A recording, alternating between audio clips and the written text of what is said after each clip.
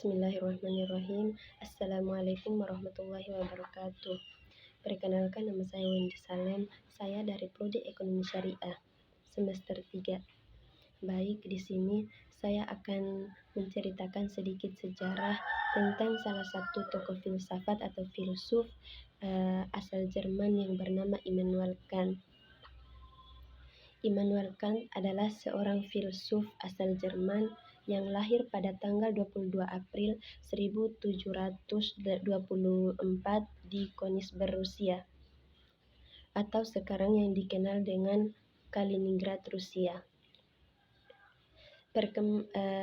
Perkembangan kehidupannya yang relatif tenang dan konsisten di kota kelahirannya justru menghasilkan karya-karya filsafat yang mengguncang dunia pemikiran. Beliau meninggal pada tanggal 12 Februari 1804 di kota yang sama. Kehidupan awal dan pendidikan beliau berasal dari keluarga yang cukup sederhana. Ayahnya adalah seorang pembuat pelana dan ibunya adalah seorang wanita yang sangat religius. Pendidikan formal beliau dimulai di sekolah Latin, di mana ia menunjukkan minat yang kuat pada bahasa dan sastra klasik. Pada usia 16 tahun, beliau masuk Universitas Königsberg untuk mempelajari teologi. Namun, minatnya kemudian beralih ke filsafat, matematika, dan fisika. Setelah menyelesaikan studinya, beliau menjadi seorang dosen di Universitas Königsberg. Selama hampir 4 dekade, ia mengajar berbagai mata kuliah termasuk logika, metafisika, etika, dan estetika. Meskipun hidupnya sederhana dan rutin, beliau adalah seorang penulis yang produktif. Karya-karyanya yang terkenal antara lain: yang pertama, Kritis atas Nalar Murni. Dalam karyanya ini, beliau membahas tentang batas-batas pengetahuan manusia dan hubungan antara pengalaman dan akal. Ia memperkenalkan konsep fenomena atau benda sebagaimana yang kita alami dan noumena, benda sebagaimana yang ada dalam diri kita. Yang kedua, dasar metafisika moral.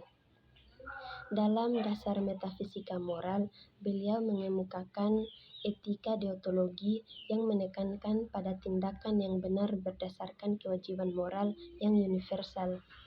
Konsep imperatif kategoris adalah salah satu kontribusi paling penting beliau dalam bidang etika.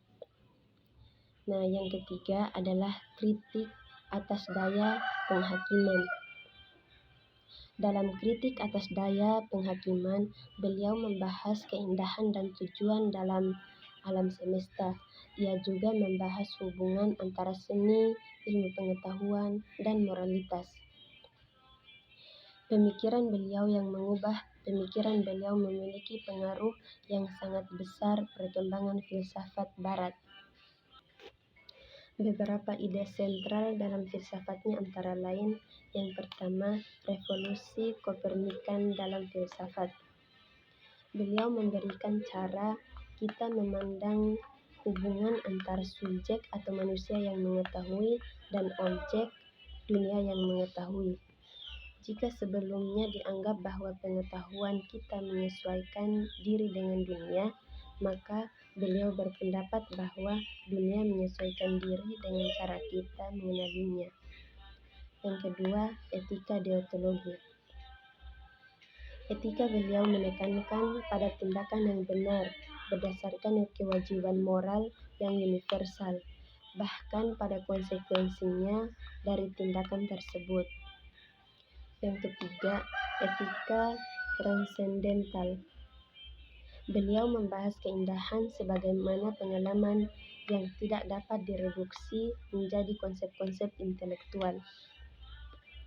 Adapun warisan beliau, beliau adalah salah satu filsuf yang berpengaruh dalam sejarah filsafat Barat. Pemikirannya terus dipelajari dan dibahas hingga saat ini.